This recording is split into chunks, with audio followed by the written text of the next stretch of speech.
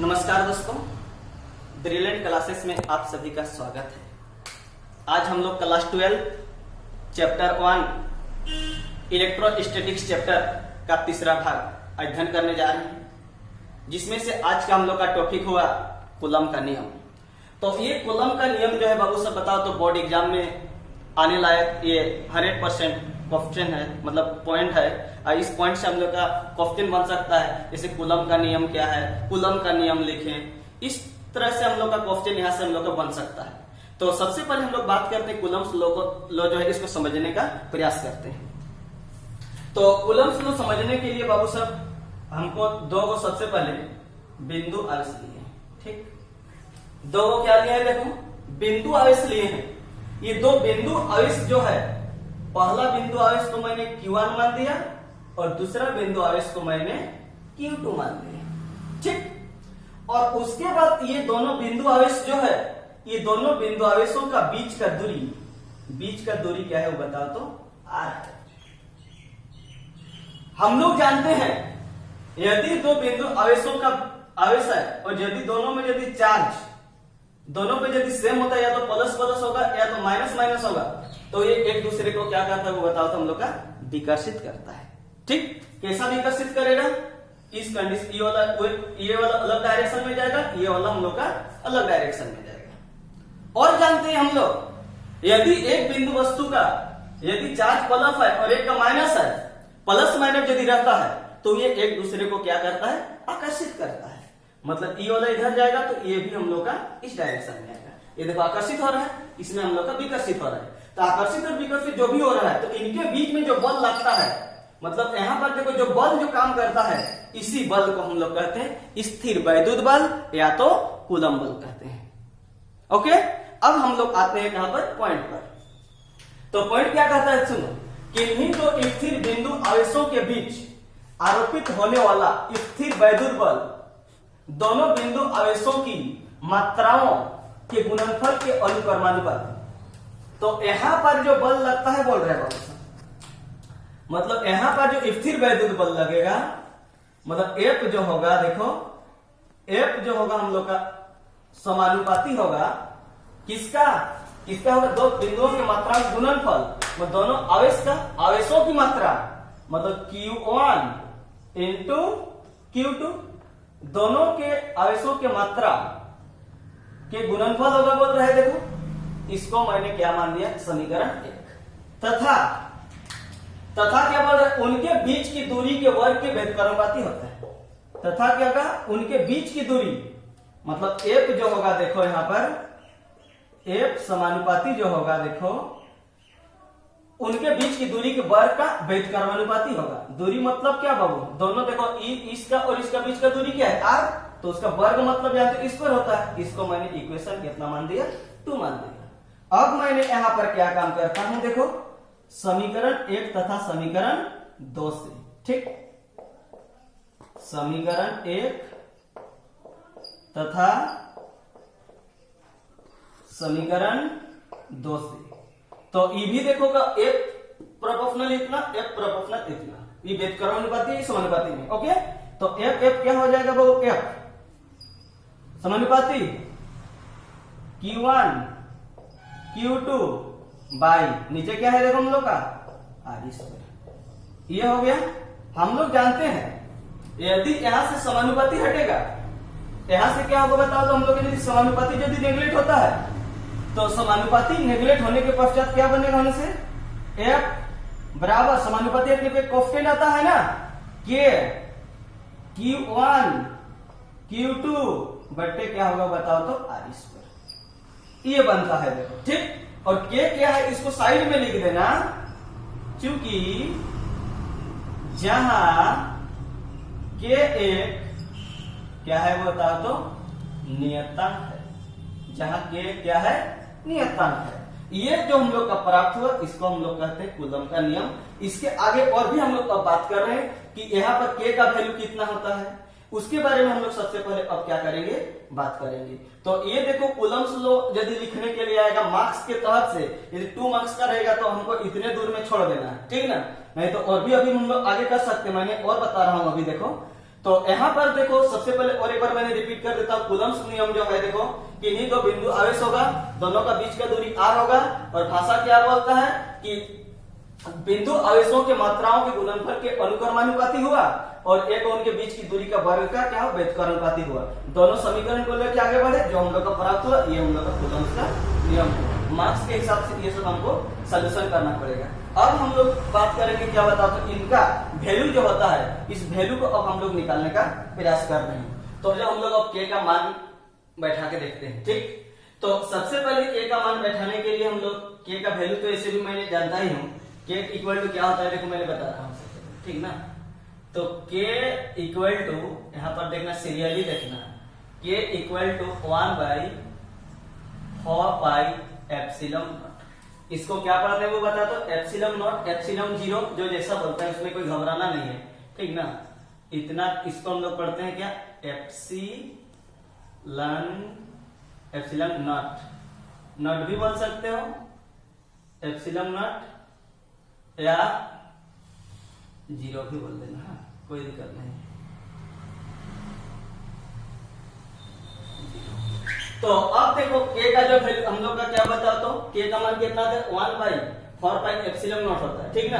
अब हम लोग यहाँ पे क्या करते हैं, इसका वैल्यू एप्सिलम नॉट का वैल्यू भी मैंने लिख देता हूं 8.85। याद रखना, इसको मैं निकाल के भी दिखाऊंगा, 8.85 इंटू 10⁻12 न्यूटन मीटर स्क्वायर प्रति कूलम स्क्वायर, ठीक ना। अब क्या करते हैं देखो, यहां पर इस के का मान को यहां पर मैं बैठाता हूं, ठीक। जब के का मान को यहां पर मैं बैठाऊंगा बाबू साहब, तो F इक्वल टू के का वैल्यू कितना है देखो, तो 1/4πε0 इतना, ऊपर में क्या Q1 इंटू Q2 बाई क्या बाबू से बता तो r²। ये जो हम लोग का एक इक्वेशन प्राप्त हुआ, इसको हम लोग मानते हैं इक्वेशन थर्ड, ठीक। इक्वेशन थर्ड मान दिया इनको। अब क्या करते हैं, यहां पर ये जो कितना हो गया, यदि ये जो प्राप्त हुआ है हम लोग का F इक्वल टू इतना ना, यहां से हमको किसका मान निकालना है, अब बाबू से के का मान निकालना है। यहां से किसका मान निकालना है, अब मुझे के का मान निकालना है। यदि यहां से हम लोग के का मान निकालेंगे, इधर देखो के का मान निकालेंगे तो क्या होगा बाबू से बताओ, तो यहां पर जो क्रॉस प्रोडक्ट होगा, यहां देखना ये वाला नीचे वाला इधर क्रॉस प्रोडक्ट होगा, तो क्या होगा हम लोग का F r², ये वाला इसके नीचे आएगा, तो F के इधर हम लोग का बचेगा ना। तो यहां पर हम लोग का के इक्वल टू क्या होगा, ये वाला क्रॉस प्रोडक्ट हो जाएगा, तो यहां पे होगा F r² के नीचे जाएगा हम लोगों का Q1 इंटू क्या बताओ तो Q2, ठीक। अब ये प्राप्त हुआ हम लोग का के का वैल्यू। अब यहां से मैंने इसका जैसे के का मात्रक क्या होता है उसको मैंने अब निकालूंगा। तो के का मात्रक निकालने के लिए अब क्या होगा देखो, यहां से जैसे के का मात्रक मैं प्राप्त करता हूं, तो के का मात्रक क्या होगा, इधर देखो बाबू साहब, एफ मतलब बल का मात्रक क्या होता है हम लोग का, न्यूटन। आर मीन्स होता है डिस्टेंस, दूरी का मात्रक होता है हम लोग का मीटर, इस पर मीटर, इस पर प्रति, क्यूब मतलब आवेश कैसा है मतलब कूलम, तो यहां पर एक कूलम, यहां पर कूलम क्या होगा, कूलम का स्क्वायर हो गया, ठीक। ये हम लोग का क्या, के का क्या प्राप्त हुआ, हम लोग का मात्रक प्राप्त हुआ। और के का मान यदि हम लोग जानना चाहेंगे, तो के का मान कितना होता है देखो, के का मान होता है 9 into 10⁻9, 9 into 10⁻9 newton metre square coulomb square. ये हम लोग का के का क्या है वो बताओ तो मान है, ठीक। अब हम लोग क्या करेंगे, के का मान प्राप्त हुआ। अब हम लोग क्या करेंगे देखो, यदि दोनों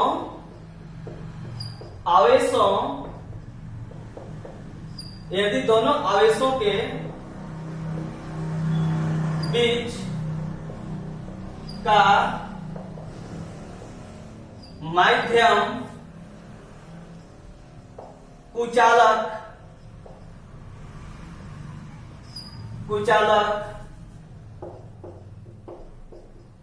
पदार्थ है। देखो क्या मैंने लिखा, यदि दोनों आवेशों के बीच का माध्यम यदि कुचालक पदार्थ है, मतलब क्या मैंने बताया, जैसे दो गो आवेश है, यहां समझो बाबू सब, दो गो क्या है आवेश है, ठीक। दोनों आवेशों के बीच का माध्यम, इसका बीच का जो माध्यम होगा, ये माध्यम का हम लोग का क्या होगा तो कुचालक। कुचालक का मतलब क्या होता है, ऐसा पदार्थ जिस पदार्थ से होकर के हम लोग का धारा प्रवाहित नहीं होता है। धारा प्रवाहित नहीं होता है मतलब ये हम लोग का कौन सा पदार्थ हुआ, हम लोग का कुचालक पदार्थ हुआ, ठीक। अब यहां पर क्या कर, यदि कुचालक पदार्थ होगा तो क्या होगा बताओ, तो एफ एम होने से एफ एम हो जाएगा, कुचालक पदार्थ होगा तो, okay. F M equal to 1/4πε0 Q1 into Q2 by क्या बाबू आर स्क्वायर। ये जो हम लोग का समीकरण प्राप्त हुआ, इस समीकरण को मान दिया हम लोग। ये समीकरण 3 और समीकरण 4 जो प्राप्त हुआ है, इसमें से समीकरण 3 को समीकरण 4 से क्या करेंगे बाबू सब आप डिवाइड करते हैं। जब हम लोग यहां पर, तो उसको मैं लिख देता हूं, समीकरण 3 डिवाइड समीकरण क्या बाबू सब 4। तो समीकरण 3 क्या है बाबू सब, देखो तो एफ बाई क्या हुआ हम लोग का एफ एम।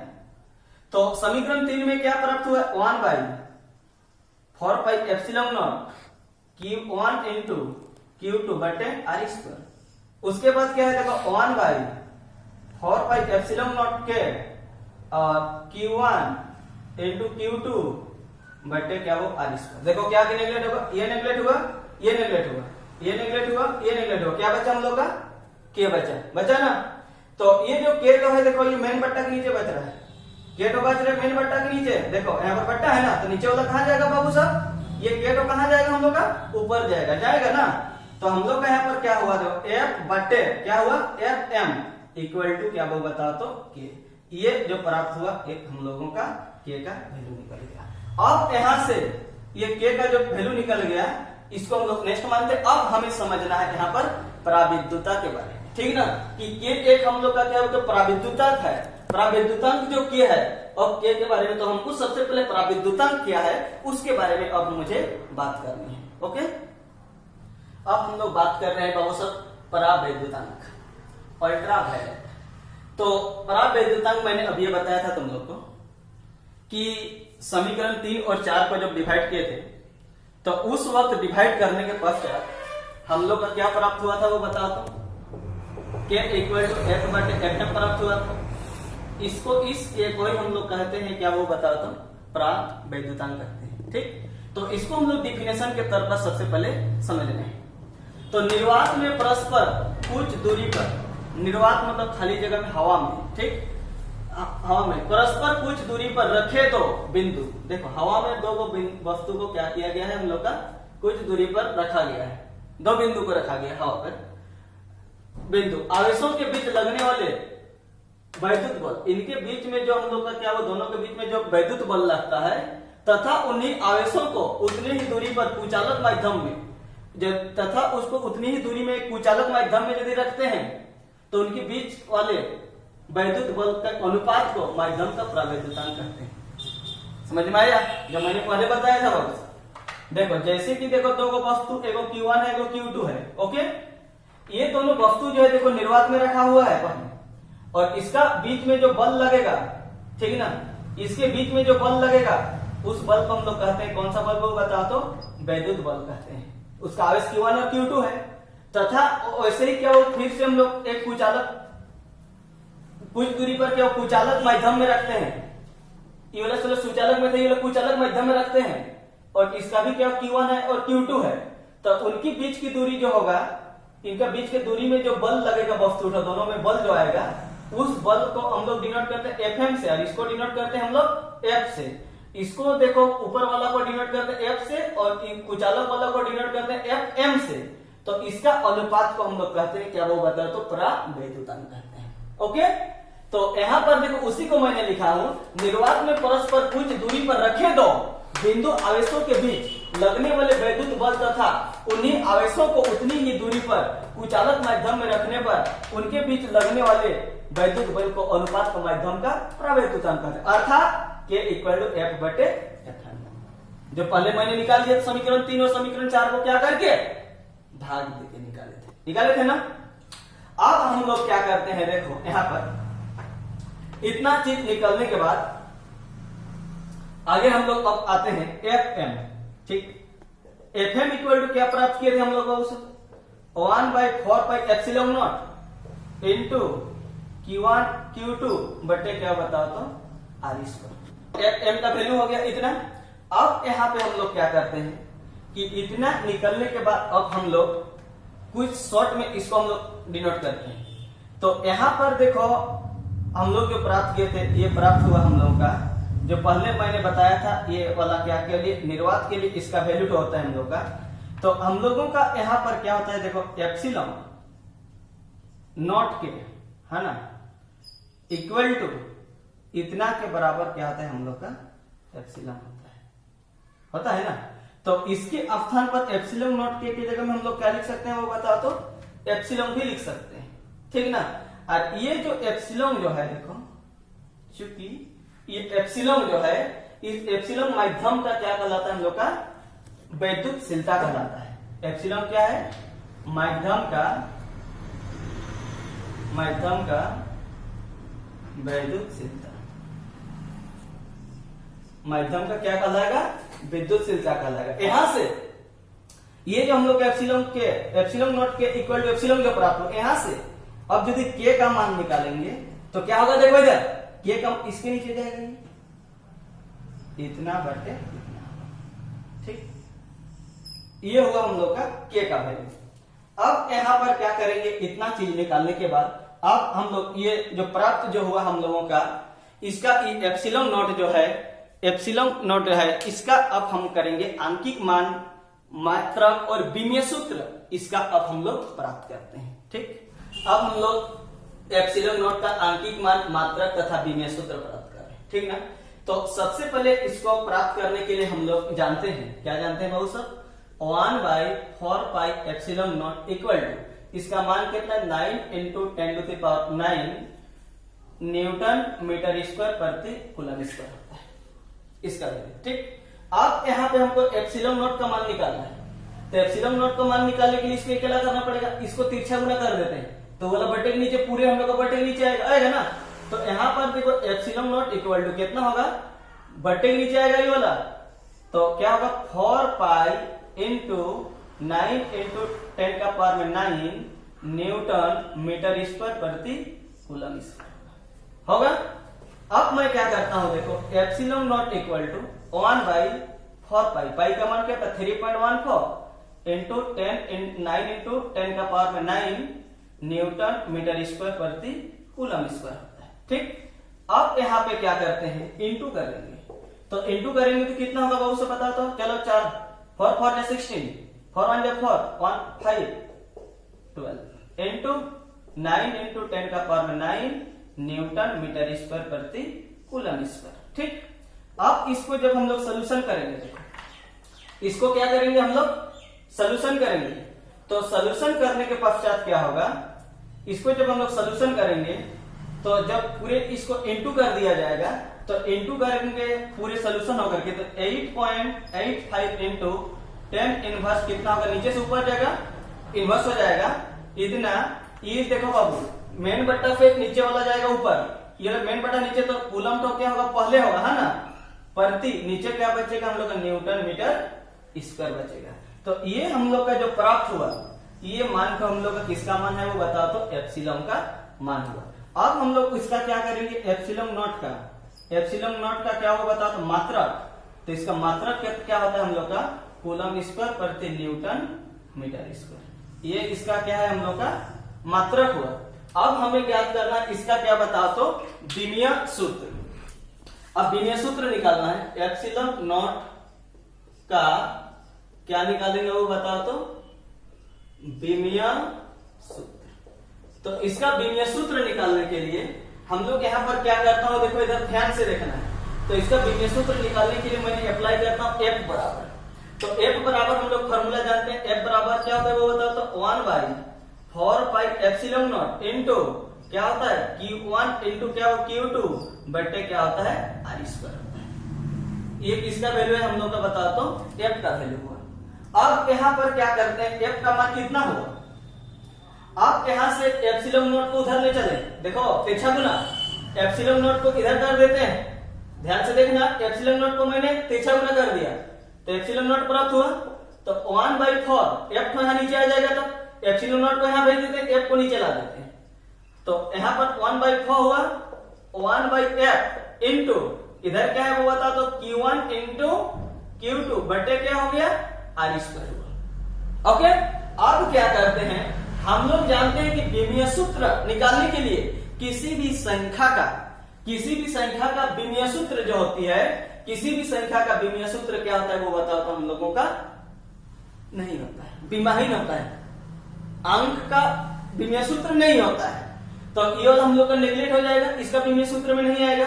और हम लोग जानते हैं यहाँ पे देखो 1/f, ये संख्या नेगलेक्ट हो गया हम लोग का, संख्या का जानते हैं हम लोग विमीय सूत्र नहीं होता है, तो f मतलब बल का विमीय सूत्र mLT इनवर्स क्या होगा बताओ, तो 2 इंटू ये देखो हम लोग का क्या है आवेश का क्या होता है हम लोग का AT होता है, ठीक ना, आवेश का विमीय सूत्र क्या होता है वो बताओ, तो AT होता है, याद रखना, ये भी आवेश है, इसका भी हो गया AT बाई r मतलब क्या होता है दूरी का क्या होता है हम लोग का लेंथ से डिनोट करते हैं, तो यहाँ पर क्या होगा L का क्या होगा स्क्वायर होगा।